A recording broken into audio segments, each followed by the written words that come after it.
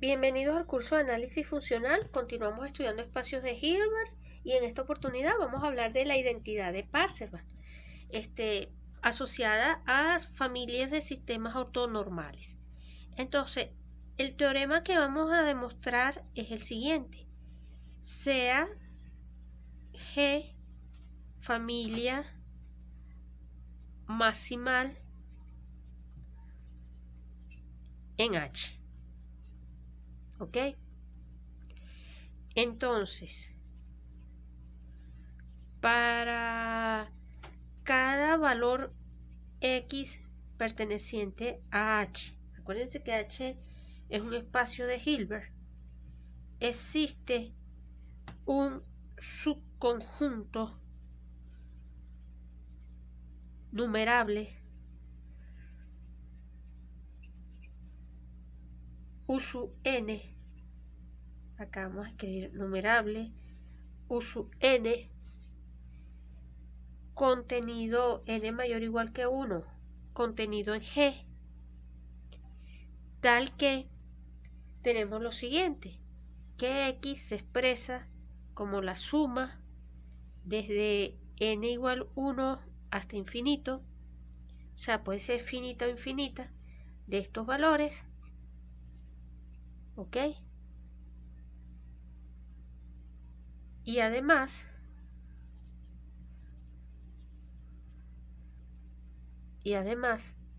vamos a tener que la norma de esto, como ya lo habíamos comentado en un video anterior, se expresa como la suma de estos valores.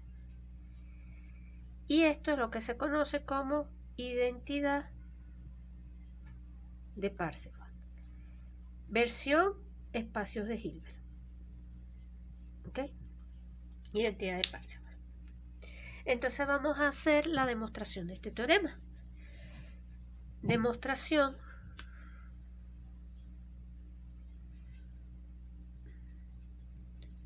Primero, sea X perteneciente a H, vamos a pedir distinto de 0.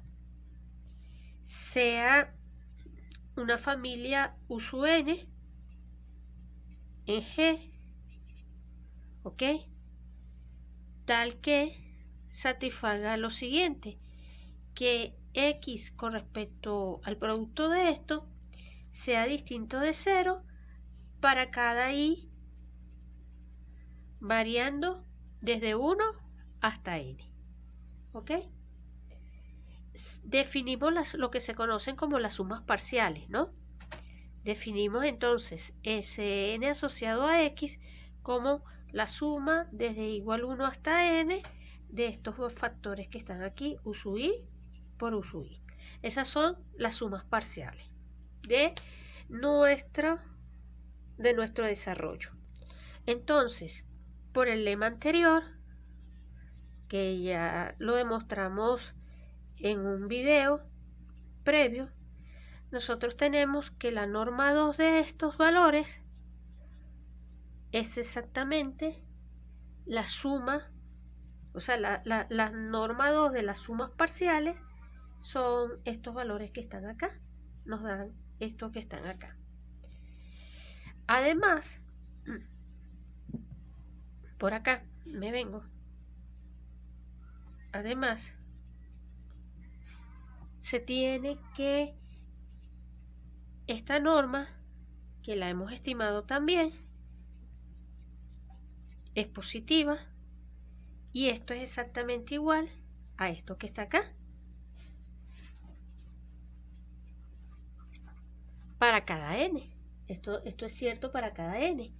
O sea que esto implica, o por lo tanto, esto que está aquí, estas cantidades, es menor o igual que esto, acá, para que se vea mejor, menor o igual que esto para todo n en n. Esta que está acá es la que se conoce como desigualdad de Bessel. ¿Ok? Esa es la desigualdad de veces. Lo que nos está diciendo es que las sumas parciales, las normas de las sumas parciales están acotadas por esto que está aquí, por este elemento. ¿Ok? Ahora vamos a extender eso un poquito más. Para ello, definimos el funcional f de u como esto que está acá. ¿Ok? Esto es para todo u perteneciente a G. Definimos eso. Así, observamos que la norma de esto al cuadrado, vamos a poner acá, sí, vamos a poner el x, esto es igual a la suma de estos factores que están acá, los voy a poner así, f de u sub i, y esto es menor o igual que esto que está acá, que la norma de esto. Entonces, por el otro lema, por el lema, por lema, vamos a decirlo así, por el otro lema, el lema anterior, este sería mi m, y podemos definir L, definíamos, si llamamos L a los u pertenecientes a G, tales que f de u es diferente de 0, si definimos L así, entonces tenemos que L es un conjunto numerable. Eso fue lo que demostramos en el video anterior. Es numerable. Ahora, nosotros podemos expresar este conjunto, los f de u distintos de 0, lo podemos expresar como los u pertenecientes a G, para los cuales estas cantidades son distintas de 0, ¿cierto? Y esto es equivalente, aquí apretadito lo escribo, los u pertenecientes a G, tales que esto que está acá es diferente de 0. Podemos pasar de uno a otro. ¿Ok? Esto nos permite entonces considerar los siguientes conjuntos. Lo vamos a decir así. En consecuencia, los conjuntos que vamos a llamar M de X, definidos como los U pertenecientes a G, tales que estos que están acá son distintos de 0, ¿verdad? Son, o vamos a decir así, es también un conjunto numerable. ¿Ok? Entonces denotamos, vamos a denotar M de X como esto que está acá. ¿Ok? Veamos que las sumas parciales de nuestro conjunto MX son de Cauchy. Vamos a ver eso. Vamos a ver que esos son de Cauchy. Entonces, efectivamente, fíjense, ya sabemos que esto que está acá es menor o igual, esto es, mejor dicho, esto es igual a esto que está acá, 1 hasta n, x u sub i, pero esto es menor o igual que esto que está acá, que la norma 2. Luego tenemos que esta sucesión, permítanme escribirlas así. Bueno, podemos quitar el cuadrado. Es creciente y acotada. Vamos a escribir las cosas bien. Creciente y acotada en R. ¿Ok? Es una sucesión en R. Entonces, Como R es completo, por lo tanto, existe un elemento, vamos a llamarlo, existe S0, tal que vamos porque fíjense, lo que estamos demostrando es que como esta sucesión es creciente acotada en R, por lo tanto, es convergente. Pero es convergente, ¿verdad? Pero entonces lo que está diciendo esto es que esta sucesión, Sn, es convergente en la norma de H. Es convergente en la norma de H. H es un espacio de Banach. Entonces podemos decir, como H es de Banach, o sea, todo espacio de Hilbert es espacio de Banach, como H es de Hilbert, existe S0 tal que el límite cuando n tiende a infinito de Sn es igual a S0 en H. ¿Ok? Vamos a quitar esto. Y ahora, entonces, podemos decir, por lo tanto, podemos escribir esto, que ese 0 de x es la suma de estas cosas que están acá. X u sub k por u sub k. ¿Ok? Por lo tanto, tenemos eso. ¿Ok? Ahora, veamos que ese 0 de x es igual a x. Veamos eso. Para ello, si u sub j pertenece a mx, entonces tenemos lo siguiente, que ese 0 de x contra u sub j, cuando calculemos esto es el límite cuando n tiende a infinito de Sn de x u sub j. Y esto es el límite cuando n tiende a infinito, y acá colocamos suma desde k igual 1 hasta n, acá ponemos x u sub k y acá volvemos a colocar u sub j y hacemos el cálculo que ya hemos hecho en otras oportunidades. Límite cuando n tiende a infinito, aquí quedaría suma desde k igual 1 hasta n, y acá quedaría x u sub k contra u sub j u sub k, y utilizamos que esto es ortonormal. Por la ortonormalidad, entonces acá nos quedaría el límite cuando n tiende a infinito, y acá nos quedaría simplemente x, acá nos quedaría vivo cuando j es igual a k. ¿Ok? Entonces quedaría x u sub j, ¿ok? Y esto es exactamente igual a x u sub j. Porque esta expresión no depende de n, o sea, esto es constante con respecto a n, es lo que estamos diciendo.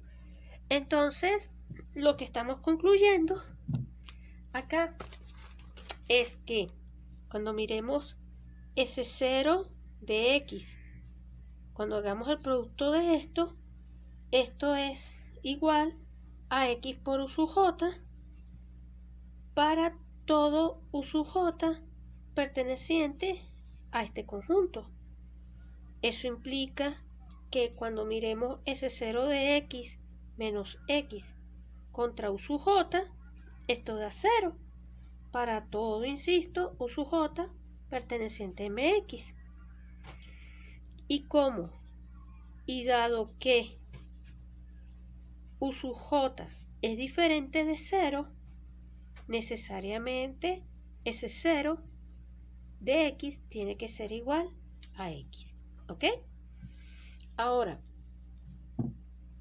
si U pertenece a G menos este conjunto MX, tal que sea ortogonal, tal que este producto de 0, tendríamos que ese 0 de X, cuando realicemos este producto, esto es el límite cuando n tiende a infinito de Sn de X contra U. Y esto es el límite cuando n tiende a infinito, sumas desde k igual 1 hasta n, nuevamente, aquí quedaría x u sub k, y acá u sub k contra u, pero esto da 0, o sea, esto va a ser igual a 0, y esto va a ser igual a 0, ya que u sub k pertenece a mx, u pertenece a g, y g es ortogonal, es una familia ortogonal. Entonces, esto va a implicar que ese 0 de x contra u va a ser igual a 0, pero además tenemos que x contra u también da 0, o sea que el producto de estos dos también da 0. Esto va a implicar, en este caso, que ese 0 de x es igual a x. ¿Ok? Bueno, y ya para ir cerrando nuestra demostración, tenemos lo siguiente. Tenemos que esto que está acá, esto que hemos llamado S0, la norma de esto es la suma de esto que está acá, x u sub k al cuadrado, ¿verdad? Pero cuando miremos la norma de esto menos la norma de esto, va a ser igual a la norma de esto. Y esto podemos mirarlo como el límite cuando n tiende a infinito de la suma desde k igual 1 hasta n de estos elementos que están acá. Tomando ese límite, nos permite concluir la identidad de Parseval. ¿Ok? Y con eso tenemos nuestro teorema demostrado.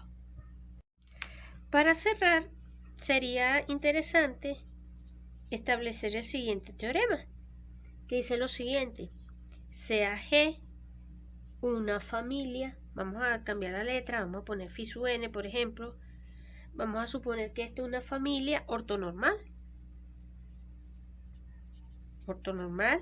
en, vamos a decir en H, ¿no? Pero vamos a suponer que es una familia ortonormal. Entonces, son equivalentes las siguientes proposiciones. Son equivalentes las siguientes. La primera es que G es completo. La segunda es que para todo X perteneciente a H, X se puede expresar como esta combinación lineal. Acá quedaría entonces nuestros elementos X phi sub n, que es lo que en muchos textos, cuando se hace análisis de Fourier, se definen como coeficientes de Fourier, ¿no? Por phi sub n. Estos serían, en análisis armónico, los coeficientes de Fourier asociados a mi base. Y acá, para cada X perteneciente a H, tenemos que la norma de esto es igual a esto. ¿Ok? Y finalmente, D es que el espacio generado y la clausura de esto es la norma H, vuelve a ser H. Entonces acá tenemos esto y todas estas proposiciones son equivalentes, ¿ok? Entonces, A implica B. Veamos que A implica B. Sea X perteneciente a H distinto de 0, por supuesto. Vamos a llamarlo X sub 0, distinto de 0. Entonces, las sumas parciales ya vimos que se definen como estos elementos que están acá. Acá quedaría X sub 0 phi sub I por phi sub I. ¿Estamos de acuerdo? Entonces la norma de esto, ya vimos que esta norma de acá es exactamente igual a estos valores que están acá, módulo de esto al cuadrado, y esto es menor o igual que esto, ¿ok? Eso ya, en este caso X sub 0, ¿ok? Tenemos eso que está allí. Entonces nuevamente el argumento que ya hicimos anteriormente, eso significa que esto es una serie, esta es una sucesión contenida en R, que es creciente y acotada. Creciente, acotada y convergente. Y en consecuencia, entonces es convergente. ¿Ok? Y como es convergente, entonces podemos mirar esto. Podemos decir que estas sumas parciales, Sn de X sub 0 menos Sm de X sub 0, esto que está acá, esto es igual